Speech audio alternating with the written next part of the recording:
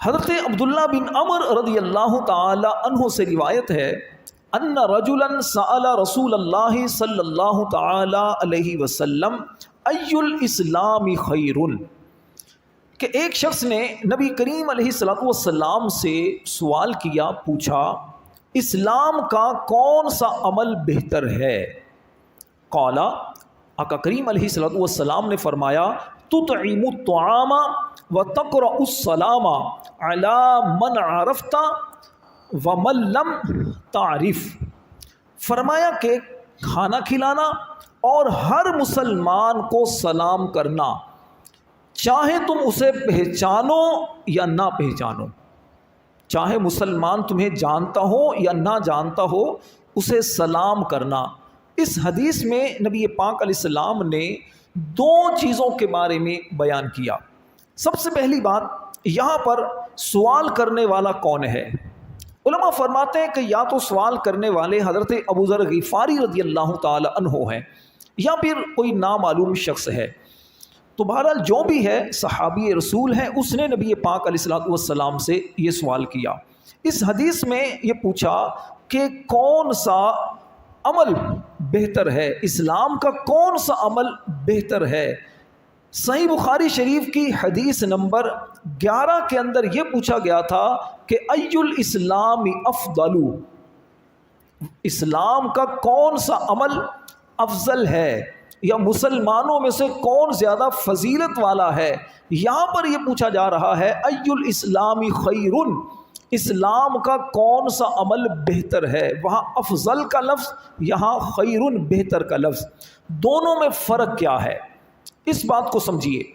دیکھیں افضل کا مطلب، افضل جو ہے، افضل ہم اردو میں بولتے ہیں اور عربی کے اندر افضل، یہ مادہ اس سے نکلا ہے فضل سے، ٹھیک ہے، فضل فضیلت سے، اور اس کے مقابلے میں آتا ہے قلت، کمی، ٹھیک ہے، اور اسی طرح اور مراد اس سے فضل سے کیا ہے؟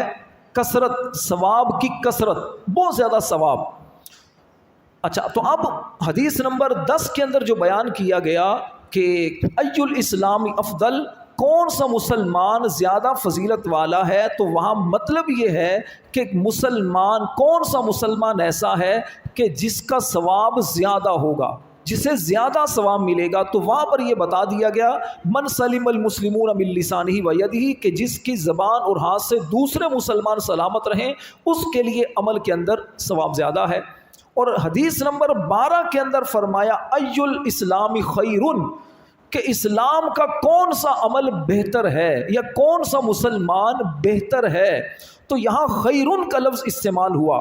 خیرن کا معنی ہے نفع، بھلائی، بہتری، تو اس کے مقابلے میں، خیر کے مقابلے میں شر آتا ہے۔ تو خیر کا مطلب یہ ہوا کہ اسلام کے کس عمل میں نفع زیادہ ہے، یعنی کون سا مسلمان دوسروں کے لیے زیادہ فائدے والا ہے، نفع پہنچانے والا ہے۔ پہلی حدیث نمبر 11 میں کیا تھا؟ کون سا مسلمان زیادہ ثواب والا ہے۔ اس حدیث کا مطلب کیا ہے؟ کون سا مسلمان دوسرے لوگوں کے لیے زیادہ نفع پہنچانے والا ہے۔ تو فرمایا کہ لوگوں کو کھانا کھلانے والا اور سلام کو عام کرنے والا، جس کو آپ جانتے ہیں یا جس کو نہیں جانتے اسے سلام کریں۔ دیکھیے انسانوں کی عموماً عادت یہ ہوتی ہے کہ اسی کو سلام کرتے ہیں جس کو وہ پہچانتے ہیں، جس کو نہیں جانتے اس کو سلام نہیں کیا جاتا۔ تو نبی پاک علیہ السلام نے فرمایا کہ تمہیں چاہیے کہ سلام کو عام کرو، چاہے تم جانتے ہو یا نہ جانتے ہو، سلام کرو۔ ہاں، غیر مسلم ہے، بد مذہب ہے، ایسا بندہ جو فاسق معلن ہے، علل اعلان گناہ کرنے والا ہے، تو ایسے کو سلام کرنے سے بچو، ایسے بندے کو سلام کرنے سے بچو۔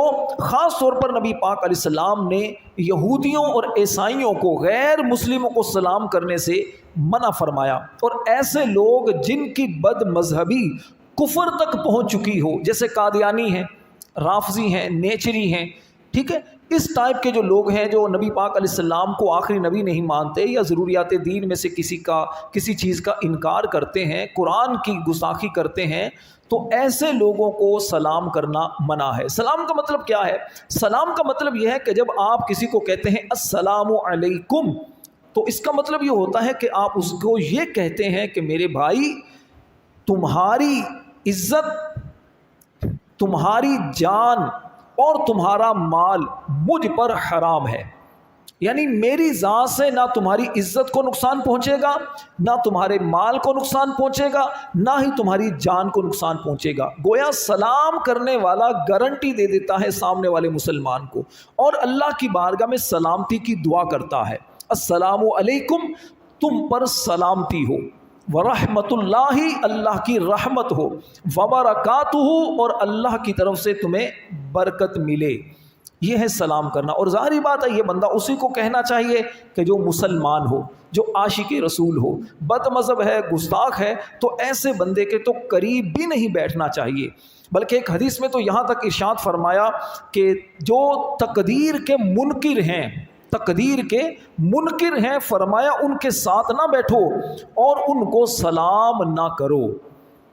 اسی طرح جو بد مذہب ہیں، جیسے ان دنوں کے اندر 12 ربیع الاول کا موقع آتا ہے، یا پھر 11ویں شریف کے جو مبارک دن آتے ہیں، بزرگوں کے جو دن آتے ہیں، اللہ والوں کے دن آتے ہیں، اس کے اندر ان کی خباثتیں جو ہمارے سامنے آتی ہیں، تو ایسے لوگوں کے تو سائے سے بھی بچنا چاہیے۔ سلام کرنا تو دور کی بات ہے، اگر یہ سلام کریں تو ان کے سلام کا جواب بھی نہیں دینا چاہیے۔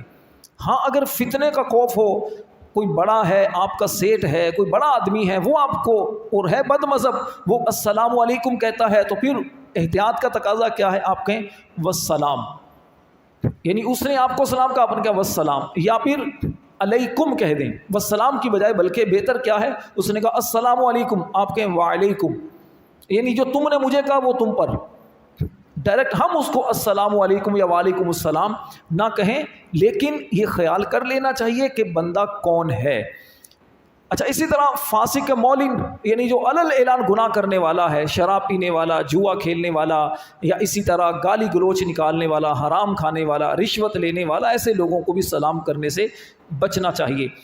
آپس میں بالکل سلام کو عام کرنا چاہیے، لیکن ایک اور بات بھی خیال رکھنی چاہیے، غیر محرم جو نامحرم عورتیں ہوتی ہیں ان کو بھی سلام کرنے سے بچنا چاہیے، اور وہ سلام کریں تو اونچی آواز سے جواب دینے میں بھی احتیاط کرنی چاہیے۔ بعض لوگوں کی عادت ہوتی ہے نہ جان نہ پہچان، بلا وجہ کے مہمان بن کر وہ سلام کا بہانہ لے کر وہ اپنے تعلقات عورتوں سے بنا رہے ہوتے ہیں، تو ایسے لوگوں کو تھوڑا حیا کا دامن ہاتھ میں لینا چاہیے۔ اسی طرح مسلمان کا سلام کا طریقہ یہ ہے کہ جب آپ کہتے ہیں سلام تو پھر آپ مکمل سلام کیا کریں، السلام علیکم ورحمت اللہ وبرکاتہ، اور سلام کہیں تو ہاتھوں کو ملائیں، یعنی ہتھیلی سے ہتھیلی آپ کی یوں ملے، یوں نہیں، اس انداز سے آپ کہتے ہیں، یا یوں tata bye bye, good morning, good evening, good afternoon, یہ کہنے کی بجائے اس کو دعائیہ جملوں سے نوازیں۔ کوئی بندہ کھانا کھا رہا ہو اس وقت سلام نہ کریں، کوئی مطالعہ کر رہا ہو، قرآن پڑھ رہا ہو، کوئی ٹیچر ہے پڑھا رہا ہو، مصروف ہو کسی سے باتوں میں، تو اس وقت سلام کہنے سے تھوڑا احتراز کرنا چاہیے کہ بندے کی توجہ نہیں ہوتی۔ اچھا، اسی طرح آپ جا رہے ہیں، راستے میں چلتے ہوئے بالکل سلام کریں، کوئی دوسرا سلام کرے بلند آواز سے جواب دیں، اور جواب بھی مکمل دیا کریں، وعلیکم السلام ورحمت اللہ وبرکاتہ۔ اسی طرح میسیج پر، واٹس ایپ کے ذریعے جب آپ کسی کو سلام کرتے ہیں تو کوشش کیا کریں یا تو السلام علیکم ورحمت اللہ وبرکاتہ مکمل لکھا کریں، یا پھر سلام، یہ بھی لکھنے میں کوئی حرج والی بات نہیں ہے، یہ بھی لکھ سکتے ہیں۔ لیکن ایک عام رواج ہمارے معاشرے کے اندر چل پڑا ہے کہ لوگ اسٹیکر بھیجتے ہیں، کسی کی میت ہو جائے انا للہ و انا الیہ راجعون کا اسٹیکر بھیج دیتے ہیں، کوئی بیمار ہو اسٹیکر بھیج دیتے ہیں اللہ آپ کو شفا دے، کسی نے دعا کے لیے کہا اسٹیکر بھیج دیتے ہیں اللہ آپ کی پریشانیاں دور کرے، کسی نے کہا حضرت خاص میرے بچے کے لیے دعا کیجیے گا تو آپ نے اسٹیکر بھیج دیا اللہ صحت کامل عطا فرمائے، کسی نے مدینے کی دعا کے لیے کہا آپ نے اسٹیکر بھیج دیا اللہ آپ کو مدینے کا مسافر بنائے۔ تو یاد رکھیے اسٹیکر کے اندر پیغام تو پہنچ جاتا ہے، لیکن آپ کے جو احساسات ہیں، آپ کے جو جذبات ہیں، آپ کی جو دلی کیفیات ہیں وہ سامنے والے تک نہیں پہنچتی، تو کوشش کیا کریں یا تو وائس میسیج کے ذریعے جواب دیں یا کال کریں یا پھر ٹیکسٹ کے ذریعے ہاتھ سے لکھ کر آپ سامنے والے کو جواب دیا کریں، جس سے سامنے والے کو بھی پتہ چلے گا کہ مجھے اہمیت دی گئی ہے۔ تو اس سے انشاءاللہ محبتوں میں مزید اضافہ ہوگا۔ اللہ پاک ہم سب کو عمل کی توفیق عطا فرمائے، آمین بجاہ النبی الامین صلی اللہ علیہ وسلم۔